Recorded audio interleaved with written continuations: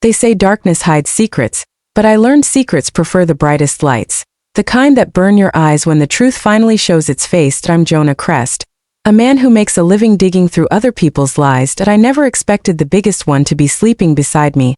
Marisol and I had 3 years of what I thought was quiet, certain love. My home, bought with a decade of stakeouts and whispered payoffs, was supposed to be the one place where honesty didn't need proof.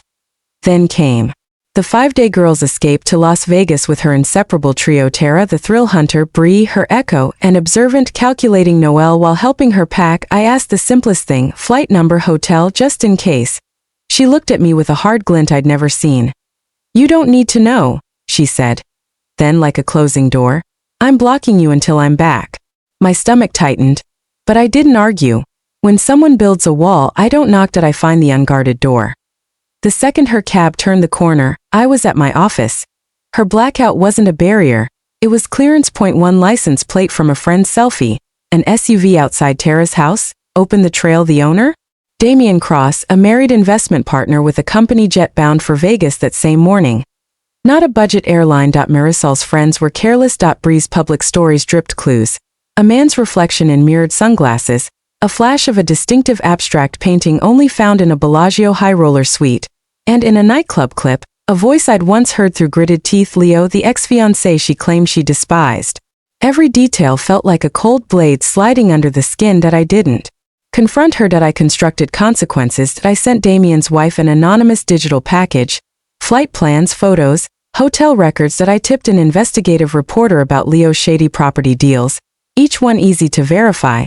And for Marisol, I planned a reckoning she'd never forget. Through a few late-night calls, I found Elena, Leo's current girlfriend, a soft-spoken teacher who thought he was at a tech retreat. I told her everything. Her silence was heavy, then sharp. "Tell me when and where," she said. Sunday came with the weight of a storm. I watched a live feed from a discreet security contact posing as a limo driver. Marisol stepped through the terminal doors, laughing, tanned, arms heavy with shopping bags. Then she froze. Elena stood still amid the crowd, holding a giant poster. Marisol and Leo at a blackjack table. His arm draped around her like a claim. The buzz of the arrivals hall thinned to a hush. Phones rose. Eyes widened. Elena's voice carried like a bell. "Leo sends his love. He's explaining this photo to me right now." Before Marisol could breathe, a process server appeared. "Marisol Delane?" A thick envelope landed in her stunned hands. Eviction notice, restraining order. All perfectly legal. Her bag slid to the floor. Her friends scattered like startled pigeons. And the woman who blocked me for 5 days sank to her knees in a circle of strangers recording every second. The aftershocks were immediate. Damian's marriage imploded.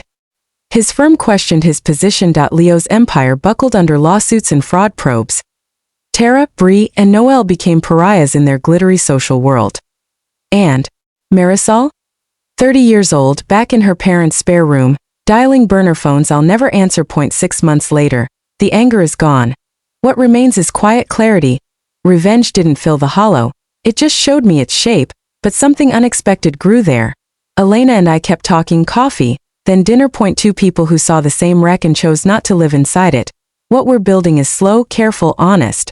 Marisol thought 5 days of silence would keep me blind. She never saw the firewall I was building, one she can never cross. Sometimes justice isn't a courtroom. It's the moment the mask slips and the world finally sees. That's all I needed. That's all I'll ever need.